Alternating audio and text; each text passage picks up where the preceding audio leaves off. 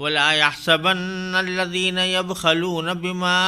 آتاهم الله من فضله هو خيرا لهم بل هو شر لهم سيطوقون ما بخلوا به يوم القيامة ولله ميراث السماوات والأرض والله بما تعملون خبير۔ اس آیت کا ترجمہ یہ ہے کہ جو لوگ اس مال میں بخل سے کام لیتے ہیں جو انہیں اللہ نے اپنے فضل سے عطا فرمایا ہے، وہ ہرگز یہ نہ سمجھیں کہ یہ ان کے لیے کوئی اچھی بات ہے۔ اس کے برعکس یہ ان کے حق میں بہت بری بات ہے۔ جس مال میں انہوں نے بخل سے کام لیا ہوگا، قیامت کے دن وہ ان کے گلے کا طوق بنا دیا جائے گا، اور سارے آسمان اور زمین کی میراث صرف اللہ ہی کے لیے ہے، اور جو عمل بھی تم کرتے ہو اللہ اس سے پوری طرح باخبر ہے۔ پچھلی آیات میں منافقین کا تذکرہ چل رہا تھا، اور منافقین میں اصل زیادہ تر وہ لوگ تھے جو اصلاً مذہبی طور پر یہودی تھے، اور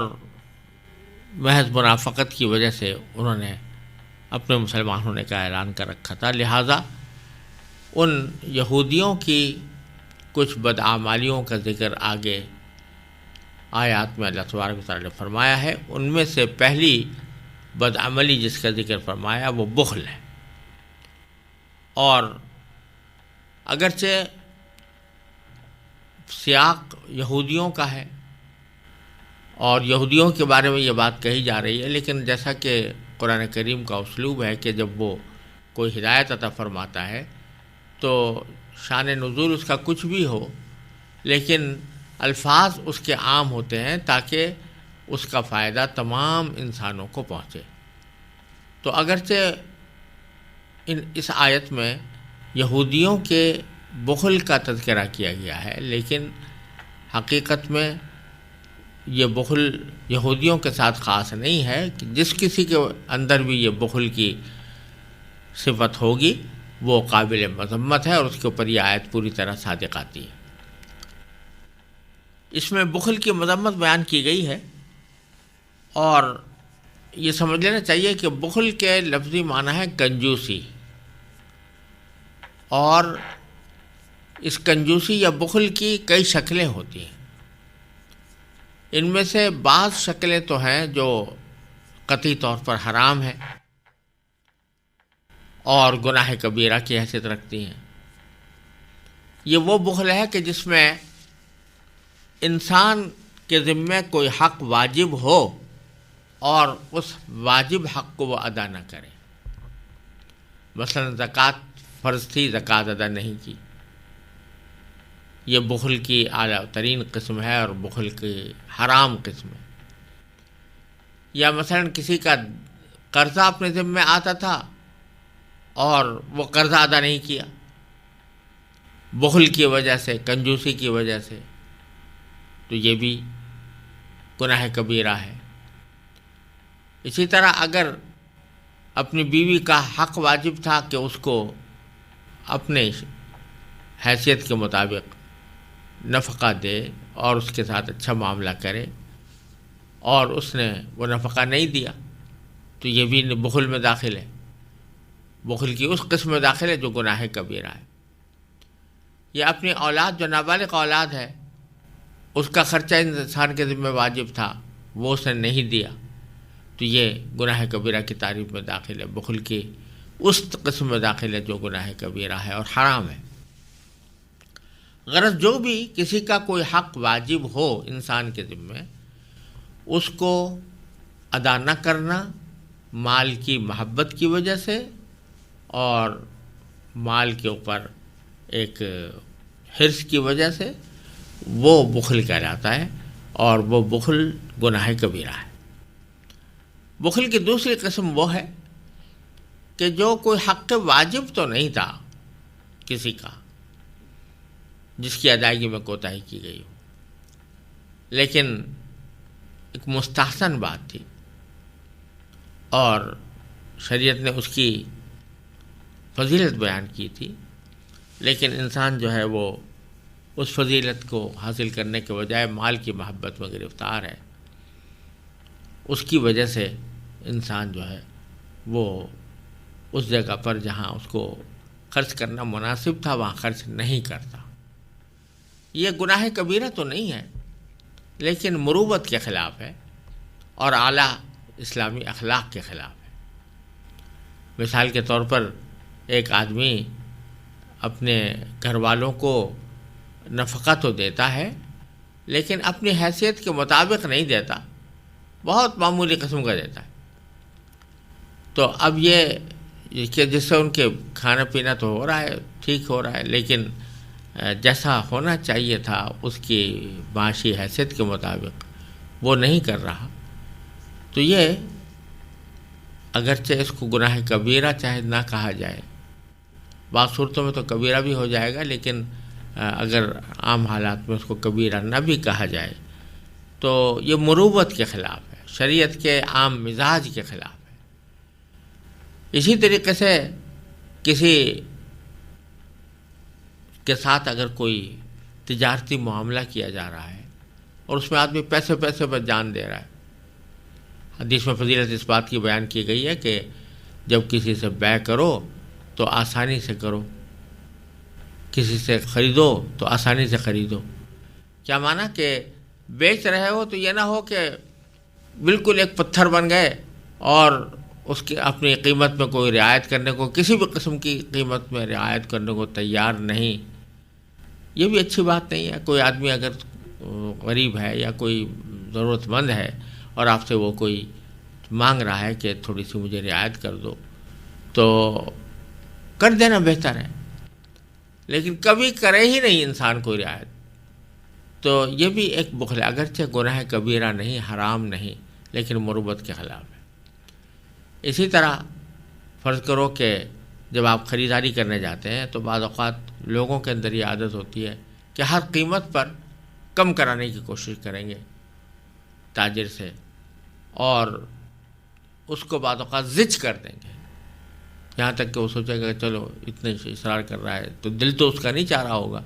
لیکن وہ کر دے گا۔ یہ بھی بخل کا حصہ ہے۔ تو بعض بخل جو گناہ کبیرہ ہے اور حرام ہے، ان کی یہاں پر وعید بیان کی گئی ہے ان پر کہ کیا ہوگا ان کا۔ تو چنانچہ فرمایا کہ جو لوگ بخل سے کام کرتے ہیں، بخل سے کام لیتے ہیں، بما آتاہم اللہ من فضل، اس مال میں جو اللہ نے ان کو اپنے فضل سے عطا فرمایا تھا، تو لا یحسبن، وہ یہ نہ سمجھے کہ ہوا خیر لہم، یہ بخل کرنا ان کے لیے بہتر ہے۔ اور یہ جو لفظ استعمال فرمایا بما آتاہم اللہ من فضل، ورنہ یہ بھی کہہ سکتے تھے کہ یبخلون باموالہم، یعنی وہ اپنے مال میں بخل سے کام لیتے ہیں، لیکن ما آتاہم اللہ من فضلہ کا لفظ استعمال کر کے اللہ تعالیٰ نے یہ اشارہ فرما دیا کہ بخل کرنے کی کوئی وجہ تمہارے پاس ہے نہیں، کیونکہ جو مال تمہیں ملا ہے یہ تمہاری قوت بازو کا محض کرشمہ نہیں ہے، بلکہ اللہ تعالیٰ نے اپنے فضل سے تمہیں عطا فرمایا تھا، اللہ تعالیٰ نے دیا ہوا، اللہ تعالیٰ کا دیا ہوا ہے۔ تو اگر آدمی کی خود تمام تر انسان نے اپنی ہی محنت سے کمایا ہو تو اس پر بھی آدمی کچھ تھوڑا بہت یہ سمجھ لے کہ بھئی میں اس کو اپنی مرضی کے مطابق خرچ کروں گا، لیکن جو اللہ تبارک و تعالیٰ کی دی ہوئی چیز ہے، اس کی عطا ہے، اس میں تو اس کے احکام کا لحاظ رکھنا چاہیے، اس کی خوشنودی کا لحاظ رکھنا چاہیے، اور یہ نہ کوئی سمجھے کہ میں تجارت سے کما رہا ہوں یا ملازمت سے کما رہا ہوں تو اپنے قوت بازو اور اپنی محنت سے کما رہا ہوں۔ یہ بھی ایک شیطان کا دھوکہ ہے۔ بے شک ایک حد تک انسان کی کوشش ہوتی ہے، لیکن اس کوشش کو کامیاب بنانا اور اس کے نتیجے میں باقی آمدنی کا حاصل ہو جانا، یہ تو اللہ تعالیٰ ہی کی نعمت ہے، اللہ تعالیٰ ہی کی عطا ہے۔ آپ کے بس میں اتنا ہے کہ دکان کھول کے بیٹھ جائیں، لیکن گاہک کو بھیجنا اور مناسب گاہک کو بھیجنا اور اس سے معاملے کا کرا دینا، یہ تو آپ کے بس میں اختیار میں نہیں ہے، یہ اللہ تعالیٰ ہی کراتے ہیں۔ ملازمت کرنے کا بھی معاملہ یہی ہے کہ کسی جگہ ملازمت، اول تو انسان اگر چاہے تو ضروری نہیں کہ ہر جگہ اس کو ملازمت مل جائے، لیکن جہاں مل بھی جاتی ہے تو تنخواہ اس کو ملے گی یا نہیں ملے گی یہ بھی انسان کے اپنے بس میں نہیں ہے۔ کتنی جگہ ہیں کہ جہاں پر ملازمت بھی کی، محنت بھی کی، لیکن تنخواہ نہیں ملی۔ تو غرض انسان کی کوشش کا ایک حد تک دخل ہوتا ہے، اصل عطا کرنے والا اللہ تعالیٰ ہے۔ جب اللہ تعالیٰ عطا کرنے والا ہے تو اس میں بخل کرنے کے کیا معنی؟ تو اس لیے فرمایا کہ بخل یہ نہ سمجھیں کہ جو لوگ بخل کر رہے ہیں اس مال میں جو اللہ نے اپنے فضل سے عطا فرمایا ہے، وہ ہرگز یہ نہ سمجھیں کہ یہ ان کے لیے کوئی اچھی بات ہے، بل ہوا شر لہم، بلکہ وہ ان کے لیے بہت بری بات ہے۔ اور اس برے ہونے کا ایک شاخسانہ یہ ہے کہ سیطوقون ما بخلوا بہ یوم القیامہ، قیامت کے دن وہ مال جس میں انہوں نے بخل سے کام لیا تھا اس کو ان کے گلے کا طوق بنا دیا جائے گا۔ اور اس کی تشریح سرکار دو عالم صلی اللہ علیہ وسلم نے ایک حدیث میں یہ فرمائی ہے کہ جو لوگ زکوٰۃ ادا کیے بغیر مال کو جمع کر کے رکھتے رہتے ہیں تو وہ ایک زہریلے سانپ کی شکل میں ان کا مال قیامت کے دن ان کے گلے میں ڈال دیا جائے گا، اور جو ان کی باچھیں پکڑ کر کہے گا کہ میں ہوں تیرا مال، میں ہوں تیرا جمع کیا ہوا خزانہ۔ اللہ تعالیٰ ہر مسلمان کو اس سے محفوظ رکھے، اس عذاب سے محفوظ رکھے۔ سیطوقون ما بخلوا بہ یوم القیامہ، ان کو گلے کا طوق بنا دیا جائے گا وہ مال جس میں انہوں نے بخل سے کام لیا تھا قیامت کے دن۔ وَلِلَّهِ مِيرَاثُ السَّمَاوَاتِ وَالْأَرْضِ، اور اللہ ہی کے لیے ہے آسمان و زمین کی میراث۔ اس سے اس بات کی طرف بھی اشارہ ہو گیا کہ جو مال اگر جمع کر کے رکھو گے، بخل سے کام لے کر گھر میں رکھو گے، تو آخر میں تو تمہیں چھوڑ کر جانا ہی ہے۔ تمہارے ورثہ کے پاس پہلے جائے گا، جب ورثہ بھی ختم ہو جائیں گے تو سب اللہ کے پاس جائے گا۔ سارے آسمان و زمین کی میراث اللہ ہی کے پاس جانی ہے۔ واللہ بما تعملون خبیر، اور اللہ تعالیٰ ہر اس عمل سے واقف ہے جو تم کرتے ہو۔ لہذا مالی معاملات کے اندر تصرف کرتے ہوئے بھی اس بات کا لحاظ رکھنا ضروری ہے کہ مجھے ایک دن اس کا حساب اللہ تبارک و تعالیٰ کو دینا ہے۔